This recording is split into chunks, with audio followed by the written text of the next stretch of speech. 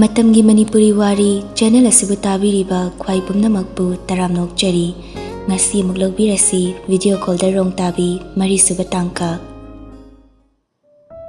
taibung miyoibana khwaidagi heiba thabakse oidaba ngangduna mibu thajanba namthak toba asini asidagi hena heiba atopa thabak laite oidaba kaya ngangduna jamjaba thamoi kaya thugaibi basi yaudaba natte haibani yamna mibu thajanba oidaba wangang kaya siznaba jamjaba thamoi dunadi khangloi oidaba longnam wahaini haiba adubu haina balei maibu phina kuptuna thamba yade haiba oidaba wahina kayam kuina kudum chanba ngamgani singlaba thamoibu lakani soidana oidaba magi matamsu asumna ngahak wari sanaraga thamnakre mathangi numitni school dani class da famduna homdu wari sanarami nok noktana Sylvia su magaro sanga khangnari haidana wari pumba mamanabi ani duda lirami sana thoinok laga as nang sinupa koiraba aida ngai hauraba gyan ta de dai wa haibani am hiriba ai ko kangawi khumpham gam da khangde Rebecca na mukhaire e adumori sara sara ga hijarak chani kaino tan butali daidi tania hina fabani nungsinon takman maduda adum nungsinari ba haiduni namit kyani gi oidinu khangde sana thoina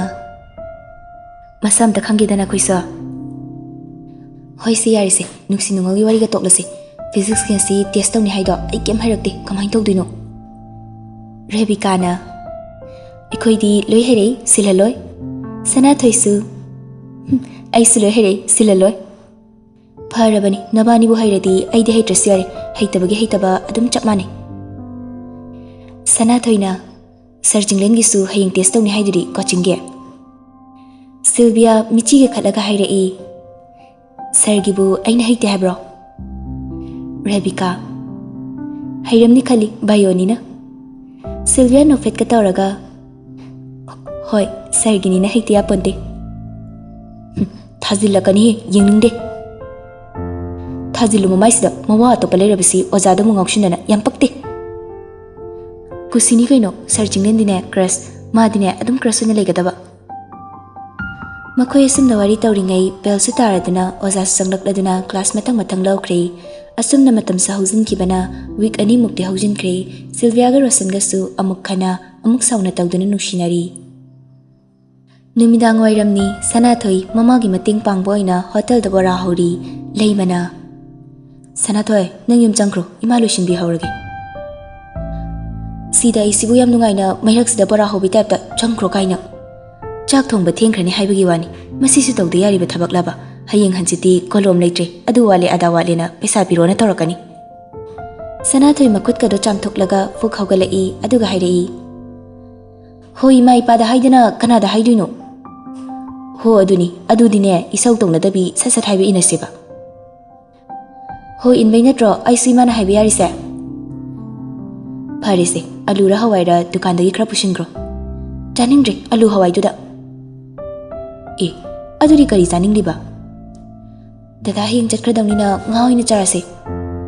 nang jangro noi dada do tholo nga leraga pusalalage hoi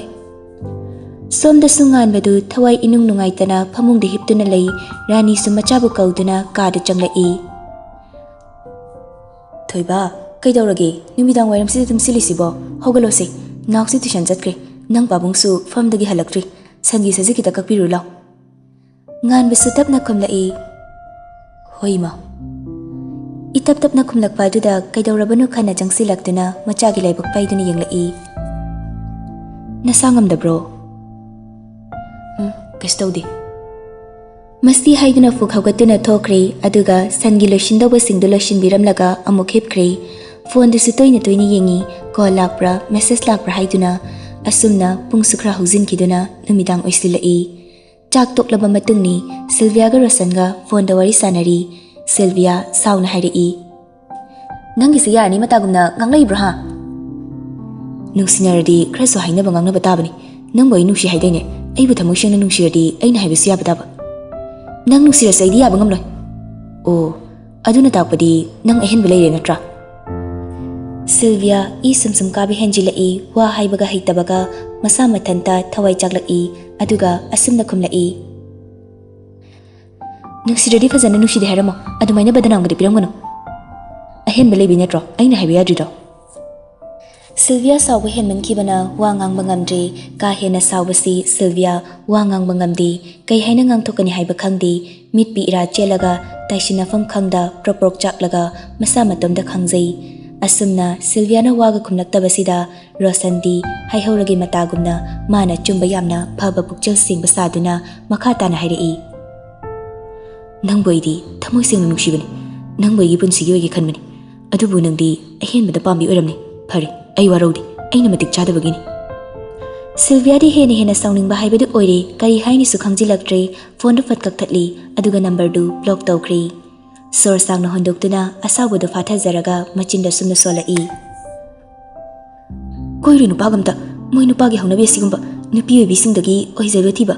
ꯃꯣꯏꯒꯨꯝꯕ ꯀꯣꯏꯗꯦ ꯁꯔꯨꯛ ꯌꯨꯝ ꯄꯥꯟꯕ ꯐꯪꯗ꯭ꯔꯁꯨ ꯇꯣꯛꯀꯦ ꯂꯨꯍꯣꯡꯗ꯭ꯔꯤꯉꯩ ꯏꯁꯥꯒꯤ ꯄꯨꯟꯁꯤ ꯀꯠꯊꯣꯛꯂꯒ ꯑꯁꯦꯡꯕ ꯅꯨꯡꯁꯤꯕ ꯁꯛꯄꯗꯤ ꯌꯥꯔꯣꯏ ꯑꯗꯨꯏ ꯁꯔꯨꯛ ꯇꯣꯛꯀꯦ ꯍꯥꯏꯁꯤꯅꯤ ꯁꯥꯎꯃꯟꯕꯅ ꯆꯥꯛꯃꯟꯕꯅ ꯃꯄꯤ ꯇꯥꯔꯛꯏ ꯃꯄꯤꯗꯨ ꯐꯠ ꯇꯩꯊꯣꯛꯏ ꯑꯁꯨꯛ ꯆꯥꯎꯈꯠꯇꯕ ꯈꯪꯅꯤ ꯅꯝꯕꯔꯒ ꯕ꯭ꯂꯣꯛ ꯁꯨꯡꯍꯥꯡ ꯍꯥꯡꯉꯣꯏ ꯁꯣꯝꯗꯁꯨ ꯉꯥꯟꯕ ꯁꯦꯂꯤꯗ ꯀꯣꯜ ꯍꯟꯖꯤꯟ ꯍꯟꯖꯤन ꯇꯧꯔꯛꯏ ꯀꯣꯜ ꯃꯁꯤꯡ ꯈꯪꯗꯅ ꯇꯧꯕ ꯌꯥꯕ ꯇꯧꯔꯕ ꯃꯇꯨꯡꯗ ꯄꯥꯏꯔꯛꯏ ꯁꯦꯂꯤꯅ ꯍꯜꯂꯣ ꯁꯦꯂꯤ ꯍꯥꯏꯌꯣ ꯉꯔꯥꯡ ꯑꯃꯗꯒꯤ ꯀꯣꯜ ꯇꯧꯔꯛꯄꯅꯤ ꯄꯥꯏꯔꯛꯇ꯭ꯔꯤ ꯀꯩꯒꯤꯅꯣ ꯑꯗꯨꯒ ꯉꯔꯥꯡ ꯄꯨꯡ 11 ꯃꯈꯥꯏ ꯐꯥꯎꯕ ꯋꯦꯇꯤꯡ ꯂꯩꯔꯤꯗꯨꯅ ꯀꯅꯥ ꯋꯥꯔꯤ ꯁꯥꯔꯤꯕ ꯏꯃꯥꯟꯅꯕꯤꯁꯤꯡꯒꯅꯤ ꯅꯪ ꯗꯦꯗꯣꯛ ꯊꯦꯡꯂꯐꯥꯎ ꯀꯔꯤ ꯋꯥꯔꯤ ꯁꯥꯔꯤꯕ ꯅꯪꯕꯨ ꯑꯩꯉꯣꯟꯗ ꯇꯨꯝꯅꯤꯡꯉꯤ ꯇꯨꯝꯃꯒꯦ ꯍꯥꯏꯔꯝꯗꯥꯏꯅꯦ ꯑꯩꯅ ꯐꯣꯟ ꯑꯣꯐ ꯊꯝꯃꯒ ꯇꯨꯝꯃꯣ ꯍꯥꯏꯕ ꯅꯠꯇ꯭ꯔꯣ ꯁꯦꯂꯤ ꯁꯥꯎꯒꯠꯇꯨꯅ ꯈꯨꯝꯂꯛꯏ ꯅꯪꯅ ꯑꯩꯁꯤ ꯂꯨꯍꯣꯡꯉꯕꯣ ꯅꯪꯅ ꯐꯣꯟ ꯑꯣꯐ ꯊꯝꯃꯣ ꯍꯥꯏꯔꯒ ꯍꯦꯛꯇ ꯊꯝꯒꯗ꯭ꯔꯣ ꯅꯪꯅ ꯅꯍꯥꯟꯗꯒꯤ ꯑꯣꯐ ꯊꯝꯃꯣꯅ ꯊꯝꯍꯜꯂꯒ ꯃꯥꯃꯣ ꯍꯣꯏ ꯏꯇꯩꯆꯥ ꯍꯣꯏꯅ ꯅꯣꯡ ꯐꯥꯗꯣꯛ ꯀꯣꯜ ꯇꯧꯔꯛꯄꯗ ꯑꯣꯐ ꯊꯝꯕꯒꯤ ꯑꯩꯅ ꯁꯣꯝꯗ ꯋꯥꯉꯥꯡ ꯇꯥꯔꯤꯁꯤꯗꯤ ꯅꯪ ꯈꯪꯕ꯭ꯔꯣ ꯅꯪꯅ ꯈꯪꯕ꯭ꯔꯕ ꯉꯥꯟꯕꯁꯨ ꯃꯥꯒꯤ ꯀꯣꯜ ꯄꯥꯏꯔꯛꯇꯕꯒꯤ ꯅꯨꯡꯉꯥꯏꯇꯅꯒ ꯂꯩꯕꯒ ꯁꯦꯂꯤꯅ ꯋꯦꯇꯤꯡꯒ ꯂꯩꯔꯝꯕꯒꯤ ꯁꯥꯎꯅꯤꯡꯕꯒ ꯃꯥꯁꯨ ꯒ꯭ꯌꯥꯟꯃꯦꯟ ꯇꯥꯗ ꯁꯥꯎꯅ ꯍꯥꯏꯔꯛꯏ ꯍꯣꯏꯅꯦ ꯐꯔꯤꯅꯤ ꯐꯣꯟꯗꯣ ꯑꯣꯐ ꯊꯝꯃꯨꯔꯅꯨ ꯑꯗꯨꯒ ꯑꯩꯒꯤ ꯀꯣꯜꯅ ꯄꯥꯏꯗ꯭ꯔꯒ ꯑꯍꯤꯡ ꯇꯤꯡꯂꯗꯨꯐꯥꯎꯗ ꯅꯋꯥ ꯀꯅꯥꯒꯅꯣ ꯋꯥꯔꯤ ꯁꯥꯔꯤꯗꯨꯅ ꯌꯥꯔꯦ ꯊꯝꯃꯣ ꯑꯃꯨꯛ ꯍꯟꯅ ꯀꯣꯜ ꯇꯧꯔꯛꯀꯅꯨ ꯑꯩꯉꯣꯟꯗ ꯁꯦꯂꯤ ꯀꯧꯔꯛꯀꯅꯨ ꯇꯥꯡꯗꯦ ꯅꯪꯒꯤ ꯀꯨꯁꯤꯗ ꯆꯠꯀꯗꯕ ꯅꯠꯇꯦ ꯅꯪꯅ ꯑꯩꯁꯦ ꯂꯨꯍꯣꯡꯗꯨꯅ ꯂꯧꯕ ꯅꯠꯇ꯭ꯔꯤ ꯌꯥꯝ ꯈꯝꯕꯜꯕꯒ ꯁꯥꯔꯛꯀꯅꯨ ꯁꯦꯂꯤꯅ ꯐꯣꯟ ꯇꯧꯔꯛꯀꯅꯨ ꯍꯥꯏꯔꯛꯄꯗꯨꯗꯗꯤ ꯅꯨꯡꯁꯤꯕꯗꯤ ꯀꯧꯕꯅꯤꯅ ꯐꯅ ꯁꯥꯎꯅꯤꯡꯂꯕꯁꯨ ꯉꯥꯟꯕ ꯑꯁꯥꯎꯕꯗꯨꯝ ꯐꯥꯖꯤꯟꯖꯩ ꯇꯞꯊꯔꯒ ꯍꯥꯏꯔꯛꯏ ꯁꯦꯂꯤ ꯑꯩ ꯂꯥꯜꯂꯤ ꯑꯗꯨꯒ ꯐꯣꯟ ꯇꯧꯔꯛꯀꯅꯨ ꯇꯣꯛꯅꯔꯁꯤ ꯍꯥꯏꯕꯗꯨꯗꯤ ꯍꯥꯏꯔꯛꯀꯅꯨ ꯑꯩ ꯅꯪꯕꯨ ꯌꯥꯝꯅ ꯅꯨꯡꯁꯤꯌꯦ ꯑꯩ ꯂꯥꯜꯂꯦꯕ ꯅꯪ ꯁꯥꯎꯔꯅꯨ ꯁꯦꯂꯤꯁꯨ ꯉꯥꯟꯕꯅ ꯀꯞꯄꯗꯧꯅ ꯈꯣꯟꯖꯦꯜ ꯅꯛꯅ ꯍꯥꯏꯔꯛꯄꯗꯨꯗ ꯈꯔ ꯇꯞꯊꯔꯛꯏ ꯉꯥꯟꯕꯁꯨ ꯁꯦꯂꯤꯕꯨ ꯅꯨꯡꯁꯤꯕꯅꯤꯅ ꯁꯦꯂꯤꯅ ꯂꯥꯟꯕ ꯀꯌా ꯂꯩꯔꯕꯁꯨ ꯃꯥꯅ ꯑꯣꯏꯅ ꯂꯥꯜꯂꯦ ꯍꯥꯏꯖꯔꯒ ꯅꯨꯡꯁꯤ ꯃꯔꯤ ꯇꯠꯇꯅꯕ ꯀꯟꯅ ꯍꯣꯠꯅꯩ ꯂꯥꯜꯂꯦ ꯍꯥꯏꯕꯗ ꯆꯣꯛꯊꯕꯁꯨ ꯂꯩꯇꯦ ꯑꯁꯨꯛ ꯅꯨꯡꯁꯤꯖꯕꯤ ꯃꯍꯥꯛꯁꯦ ꯂꯝꯂꯥꯟꯕ ꯀꯅꯥꯒꯤ ꯑꯣꯏꯒꯤꯗ꯭ꯔ ꯄꯥꯈꯠꯄꯅ ꯈꯝꯕꯟꯖꯔꯤꯕꯅꯤ ꯑꯁꯨꯝꯅ ꯅꯣꯡ ꯅꯤꯅꯤꯁꯨ ꯍꯧꯈ꯭ꯔꯦ ꯔꯣꯁꯟꯅ ꯇꯅꯤꯌꯥꯗ ꯀꯣꯜ ꯇꯧꯗꯨꯅ ꯁꯦꯔꯥꯟ ꯇꯨꯔꯥꯟ ꯇꯝꯁꯤꯜꯂꯝꯃꯤ ꯁꯤꯜꯚꯤꯌꯥꯗꯤ ꯑꯍꯦꯟꯕ ꯄꯥꯝꯃꯤꯅꯤ ꯂꯥꯏꯔꯕ ꯃꯤꯕꯨ ꯀꯩꯁꯨ ꯂꯩꯇꯅ ꯈꯜꯂꯤ ꯑꯩꯗꯤ ꯃꯇꯤꯛ ꯆꯥꯗꯦ ꯅꯝꯕꯔꯒ ꯂꯣꯏꯅ ꯕ꯭ꯂꯣꯛ ꯍꯥꯞꯈ꯭ꯔꯦ ꯍꯥꯏꯗꯨꯅ ꯂꯥꯟꯅ ꯇꯝꯁꯤꯜꯂꯝꯃꯤ ꯇꯥꯅꯤꯌꯥꯁꯨ ꯔꯣꯁꯟꯒꯤ ꯋꯥ ꯇꯥꯔꯒ ꯁꯤꯜꯚꯤꯌꯥꯗ ꯌꯥꯝꯅ ꯋꯥꯔꯧꯔꯝꯃꯤ ꯃꯥꯒꯤ ꯈꯪꯅꯕ ꯁꯥꯏꯒꯤ ꯃꯃꯥꯡꯗꯁꯨ ꯏꯀꯥꯏꯔꯝꯃꯤ ꯁꯤꯜꯚꯤꯌꯥꯕꯨ ꯐꯩ ꯍꯥꯏꯗꯨꯅ ꯊꯥꯒꯠꯂꯨꯕ ꯃꯌꯥꯝ ꯑꯗꯨꯅ ꯑꯁꯨꯝꯅ ꯇꯥꯅꯤꯌꯥꯗꯨ ꯁꯤꯜꯚꯤꯌꯥꯒꯤ ꯃꯌꯨꯝꯗ ꯂꯥꯛꯂꯝꯃꯤ ꯁꯤꯜꯚꯤꯌꯥꯕꯨ ꯆꯩꯔꯨꯗꯣꯏꯅ ꯍꯥꯏꯅ ꯇꯥꯅꯤꯌꯥꯅ ꯁꯤꯜꯚꯤꯌꯥ ꯍꯣ ꯁꯤꯜꯚꯤꯌꯥ ꯃꯅꯨꯡꯗꯒꯤ ꯕꯦꯝꯆꯥꯅ ꯈꯨꯝꯂꯛꯏ ꯀꯅꯥꯅꯣ ꯕꯦꯝꯗꯤ ꯁ꯭ꯀꯨꯜ ꯆꯠꯈꯤꯌꯦ ꯅꯦꯅꯦ ꯑꯩꯅꯦ ꯁꯤꯜꯚꯤꯌꯥ ꯍꯜꯂꯛꯑꯒ ꯑꯩ ꯂꯥꯛꯑꯝꯃꯦꯅ ꯑꯝꯇ ꯍꯥꯏꯕꯤꯌꯨ ꯁꯤꯜꯚꯤꯌꯥꯒꯤ ꯃꯃꯥ ꯏꯕꯦꯝꯆꯥꯁꯨ ꯀꯅꯥꯅꯣ ꯍꯥꯏꯗꯨꯅ ꯃꯄꯥꯟꯗ ꯊꯣꯛꯂꯛꯏ ꯍꯩꯃꯥ ꯇꯥꯅꯤꯌꯥ ꯅꯪ ꯑꯣꯏꯔꯦ ꯍꯣꯏ ꯅꯦꯅꯦ ꯅꯪꯕꯨ ꯀꯩ ꯂꯩꯔꯒꯦꯅꯦ ꯅꯦꯅꯦ ꯀꯩꯁꯨ ꯂꯩꯇꯦꯗ ꯁꯨꯝ ꯎꯗ ꯀꯨꯏꯔꯦꯅꯅꯤ ꯍꯟꯗꯛꯇꯤ ꯊꯣꯛꯁꯨ ꯊꯣꯛꯂꯛꯈꯤꯗ꯭ꯔꯦ ꯑꯗꯨꯅ ꯁꯨꯝ ꯂꯥꯛꯄꯅꯤ ꯁ꯭ꯀꯨꯜ ꯑꯃꯨꯛ ꯆꯠ ꯇ꯭ꯌꯨꯁꯟ ꯑꯃꯨꯛ ꯆꯠ ꯅꯪꯗ꯭ꯔꯕꯗꯨꯏꯅꯤ ꯍꯜꯂꯛꯑꯒ ꯅꯪ ꯂꯥꯛꯑꯝꯃꯤ ꯍꯥꯏꯔꯒꯦꯀꯣ ꯍꯣꯏ ꯅꯦꯅꯦ ꯑꯗꯨꯗꯤ ꯑꯩ ꯑꯃꯨꯛ ꯆꯠꯂꯨꯈꯤꯒꯦ ꯍꯣꯏ ꯍꯣꯏ ꯇꯥꯅꯤꯌꯥꯁꯨ ꯊꯣꯛꯂꯛꯂꯦ ꯇꯟꯖꯥ ꯆꯥꯅ ꯁꯤꯜꯚꯤꯌꯥꯁꯨ ꯍꯜꯂꯛꯂꯝꯃꯤ ꯑꯅꯤꯗꯨ ꯊꯦꯡꯅꯔꯦ ꯁꯤꯜꯚꯤꯌꯥꯅ ꯍꯣꯏ ꯀꯥꯏ ꯆꯠꯂꯤꯕ ꯅꯪꯗꯤ ꯅꯣꯏꯗ ꯑꯦ ꯀꯩꯗꯧꯕ ꯍꯣ ꯅꯪ ꯎꯅꯕ ꯀꯩ ꯂꯩꯔꯒꯦꯕ ꯇꯥꯅꯤꯌꯥ ꯁꯥꯎꯔꯞꯇꯧꯅ ꯅꯪ ꯔꯣꯁꯟꯒꯤ ꯅꯝꯕꯔꯗꯣ ꯑꯃꯨꯛ ꯕ꯭ꯂꯣꯛ ꯍꯥꯞꯄ꯭ꯔꯥ ꯍꯥꯞꯄꯦ ꯍꯥꯞꯇ꯭ꯔꯗꯤꯅ ꯇꯥꯅꯤꯌꯥꯁꯨ ꯑꯆꯨꯝ ꯑꯔꯥꯟꯗꯤ ꯈꯪꯗꯅ ꯁꯤꯜꯚꯤꯌꯥꯕꯨ ꯂꯥꯟꯅ ꯈꯟꯗꯨꯅ ꯍꯥꯏꯔꯛꯏ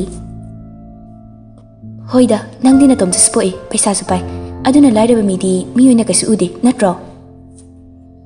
Sylvia school halakpagi waga wabani masadu chopthari Tanyana lana khalibadugi maramsu khangi Rosangi maramgini haiba Sylviana sauduna Tanyana oina sauzilakpaduda phajana hairaga gyan tahalage khanduna hairai yimchangluslau ai wari phajana wari sanaruse Tanya gi makut paiduna chingi aduga Sylvia gi kada changminari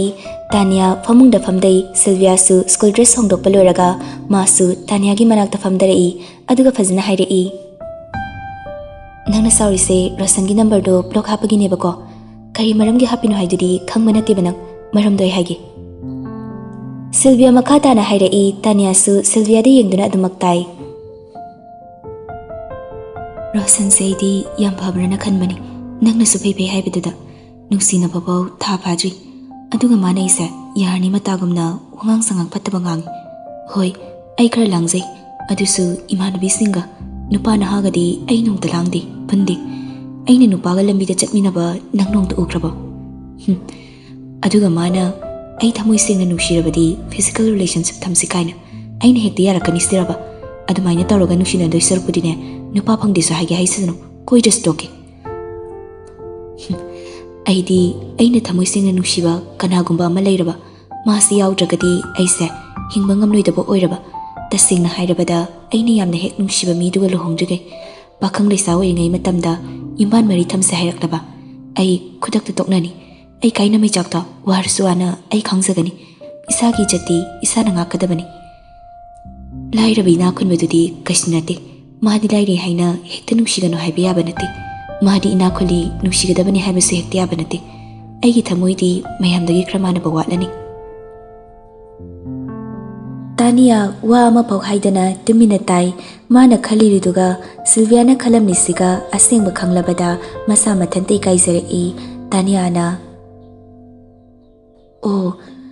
aduga Rosana ingonda noina manabido napal yam tawi ahen mapami kaina oida padaba me amtam silaktana aidi nangda saurini khangnebat nungaini ma thina ngangeba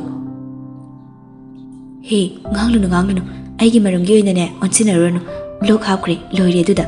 amukhana hangaroidabani nuksinabadagi masak isak unadana nongmata koiminaduna chetminaduna wari sahubusunati as mohalawdise ai chaklami charadum waluskandi matamde sumhaukibana tha khara sahujinkhre exam kuidre haiduna lairik kanna honari school tuition amuk chat lairik amukpa students makhai ayambana lairik thawai yauna honari Sylvia di laiba changdagi tadi mama mapana jairabasu mana thokpi ama khumlaga wathi warimdani hinglise numitui cha masangamde haiduna Sylvia na numidangi chak ising hotnarami phone di yawdradi chak insang thongba yadabagi mawongni Sylvia na tawrisi phone amuk yeng insang thonglibado amuk yeng tawduna lei tanjadu da ibo halsu machana chak thonglibadu yengsinba changlai bem Sylvia could oiduna phone yetuna khabai otna mit ani desu phone da amuk yeng insang ot libeduda amuk yeng mapana kauribdu stade ibohol machagi manakta lepdaga yadoribrani nangi sibo yanida ai buthong thak bahita bitapta hoini haite haibana tini karino nang kana olisibo khamena simbi kangsini tuini bolini papalushin biuro yarni edum loshilagi ngastaw kidoini mamagi manakta lari choba papana phare loibaga chathongnaba tawrasi mama su hidak pijadoinina thuna loshinaba tawroko hoi papa masi hairam nagai bohalsu machana thonglibadu haifit yenglamlaga thokre Sylvia su ensang thonglibadu loraga nga amuk tawnaba khangthangatuna thawdu hairaga sahali asumna tawringai khangaudana thamoida mihulama chonglai makhuttu thabakta thamduna tapna haijai as kaino chongaidama mihulama chonglaklisna nga matum singdo mukhangda thadai phone du makhut sidagi laptop pasungai mak yadrabagi mawngni ngaktang nga tawnaba tawribadu phajana loishingi haibagi wakhal leiti kari arubabu leidananu nakalda leiriba phone duda mityeng thamna nga matum singdo khabain otpasu lepte notification lakpagi ring du tabada nanghorroi matagumna makhuta pariba khabaidu phat thadoi nakalda leiriba phone du tapaiduna lokhanglaga yenglai mamitu langkhatlaga tawradawni Kari group no sinamo pilabani heida group singse left set mandana warabani bai atum su etok silakani ba sidi masi hairaga group info changlaga exit tawnaba admin su kanano haini yenglai aya sidi searching leni ne class 12 science ki group oiramine nokfet ka tawraga Rebecca hoigi number yawbrani yenglai nga tawribadusu kanam namlakba aduda pakhatna phone du yepsilaga nga ado amuk yengi tring tring haina call tawbagi ring chatpa makhol aduda kadaidano haina koirei reiraga yenglai haima agi phone du oramali masi hairaga yepsinkriba phone du lawthokduna yengbada unknown number amada video call tawduna lerami Sylvia pakhatna call adu phatkai hoima ai loiredana lokata hawdani yepsinkibaduda skin ga taknabadada soikraba male khali pakhatpasu fawi phone du net off tawraga nakal da thamkre asumna chak ising su loireduna chanaba tawi ibim cha nga kabadu ubada hairei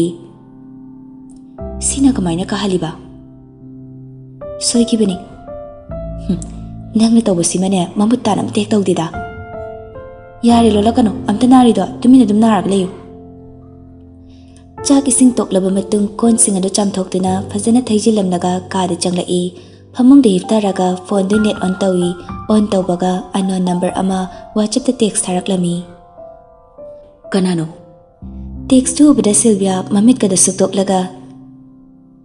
is mana sana tharaklaga kanano kai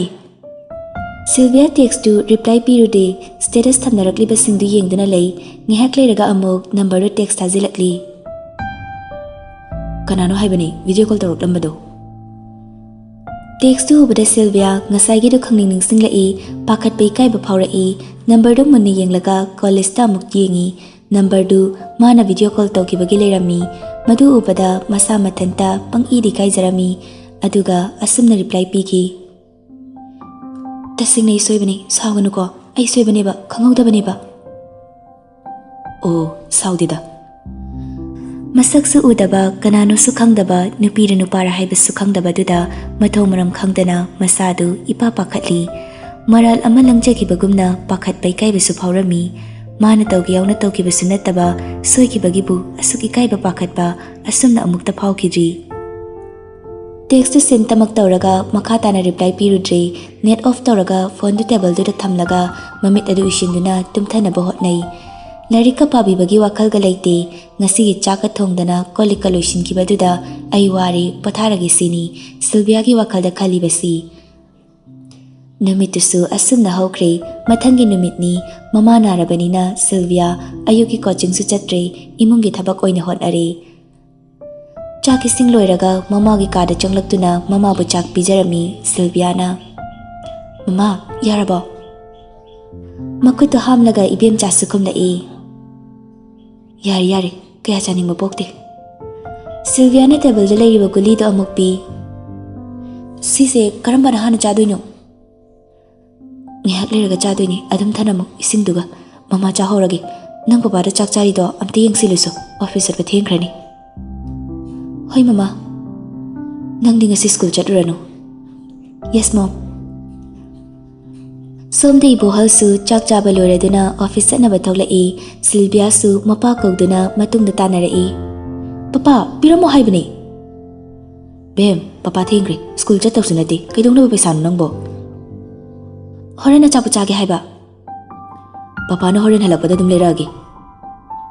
Masi hairamduna ibol su paisa piramdana gari thawdoktuna chatkre Sylvia su machin tumthoklaga mama gi manakta amuk changai mama kaisnati potharo ai konam talushilukige masi haiduna mama na chabagi kon singdu puduna kitchen da changlaklaga kon singdu chamna machin da su murum soli charogida toge isa sokna bani is aise class 10 kari kandadi kwasa phasana charambani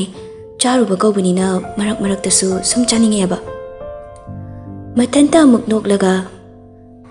mama haisina kwa chabase khangkidana chinde itho kai phubadagini chaba tokriseina